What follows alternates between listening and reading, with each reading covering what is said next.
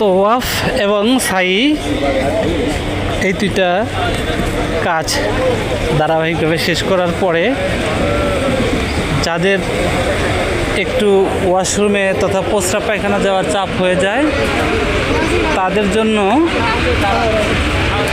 এই জায়গাটা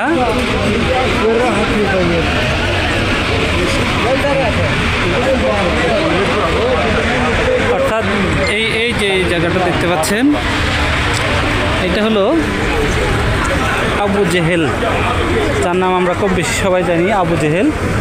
সেই আবু জেহেলের বাড়ি, এই যে 9 নম্বর টয়লেট মহিলাদের জন্য, ওইটা আবার একটা টয়লেট, এটা একটা টয়লেট, এটা আবু জেহেলের বাড়ি।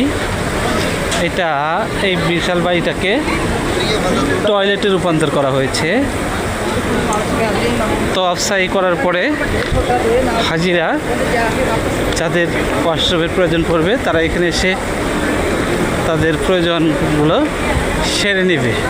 এই যেটা দাওরাতুল মিয়া রাখু নাম্বার 9, এখানে সবাই এসে প্রস্রাব পায়খানা সেরে তারপরে আবার চার কাজে চলে যাবে।